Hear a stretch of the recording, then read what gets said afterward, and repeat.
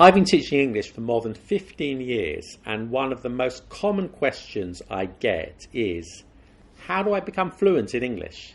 Now that's an interesting question, and yes, I do have the answer. So today I've chosen 8 things that you can start doing right now that will make a spectacular improvement to your English level.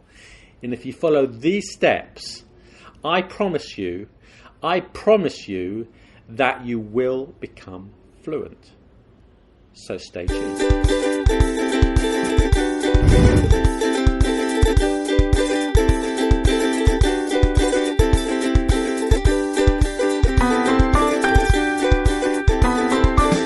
Hello and welcome to Let Them Talk, and today we're going to talk about how to become fluent in English.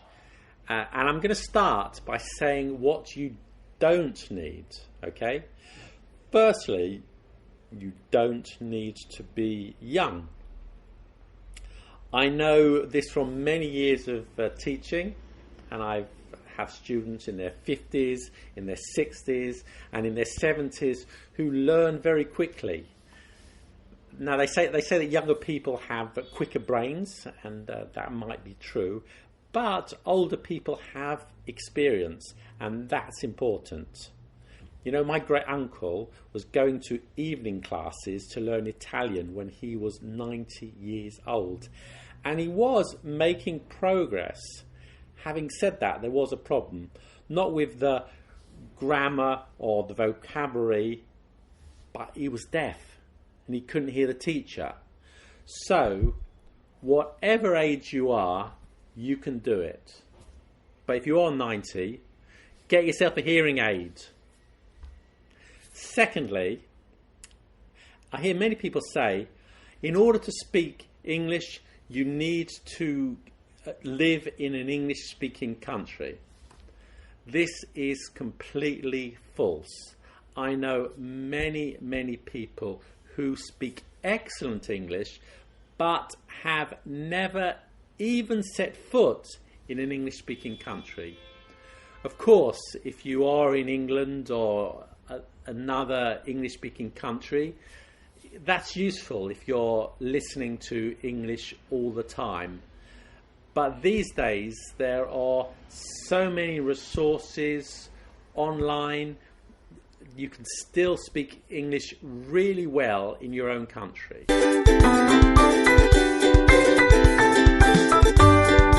Far and away, the most important thing is motivation. If you're motivated and you do the necessary work, then that's all you need. Let me ask you a question.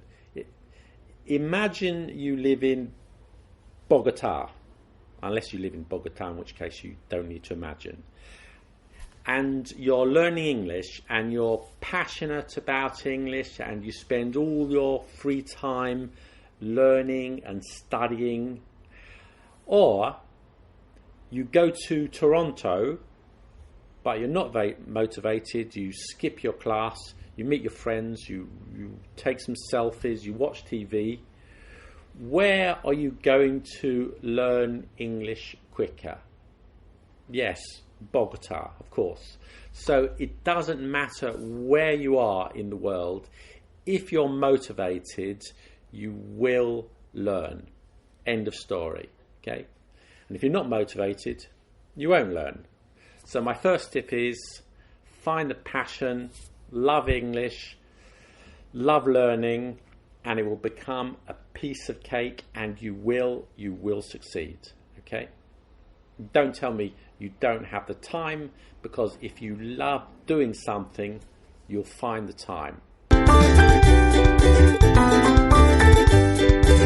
Now my next tip is reading. I can't stress how important reading is.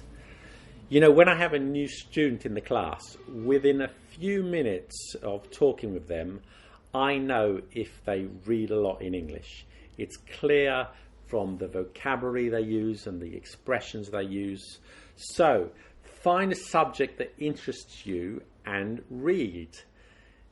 It doesn't matter if it's a book, a magazine, or something on the web. Just read every day. and make sure it's something just a little bit too difficult for you, so you get that challenge, but not so difficult that you give up after 5 minutes. Okay, so that's my tip. Read. So my next tip is find a good language school or a good teacher. Of course, you can learn English without going to school, without a teacher, but a good school or teacher can really help in so many ways and make a huge difference. You wouldn't try to become a tennis champion without a coach, would you? And it's the same with English. A good teacher can focus on your needs, can correct your mistakes, can teach you things you didn't know, can improve your grammar, your pronunciation, and much, much more. Of course, I work at the best language school in the world, Let Them Talk, which is based in Paris. And if you are in Paris, you should definitely study there and bring all your friends and all your family.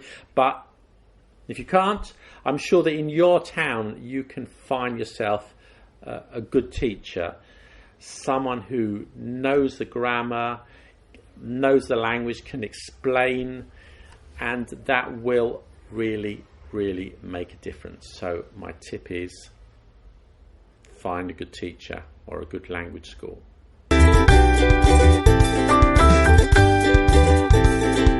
So my next tip is write. So this is a story I often see. Somebody speaks quite confidently and quite fluently in English, but then one day you see his or her written English and it's a disaster. It's like it was written by a child of 5. Okay, so writing is quite a different skill to speaking. And I'm sure it's the same in your language. The vocabulary and the expressions you use in writing are not exactly the same as when you speak. So you need to write. It'll challenge you. It'll get you to think about the words and the construction of the sentences. And not only will it be beneficial to your written English, but it'll help when speaking too. So write something every day, and don't just write things that you already know. Challenge yourself. Even if you're writing an email, sit down, reflect, choose your words carefully, maybe write some nice expressions that you've learnt. And it doesn't matter if you make a mistake. People will forgive grammar mistakes, okay? But you don't want to sound childish. So my tip is write.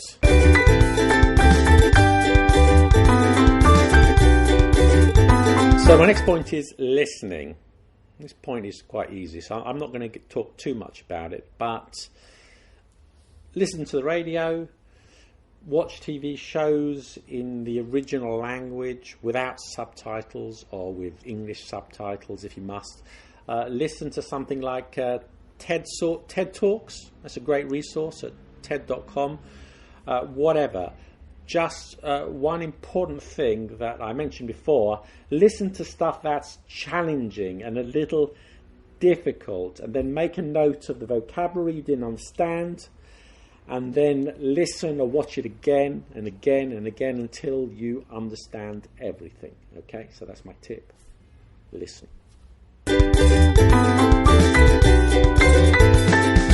My next tip is speaking. Now try and speak as much as you can, okay?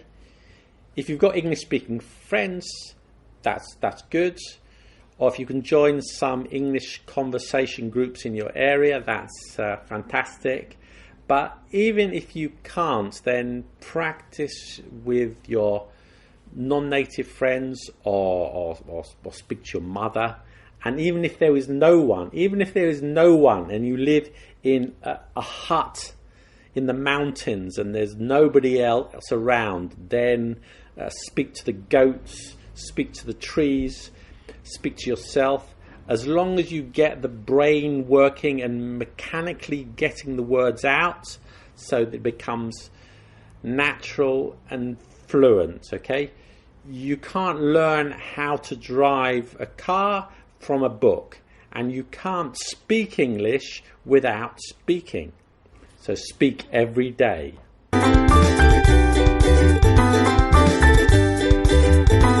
My next tip is get a good dictionary and use it. Whenever you come across a new word, a word that you don't know, look it up. Doesn't matter if it's online or a physical dictionary.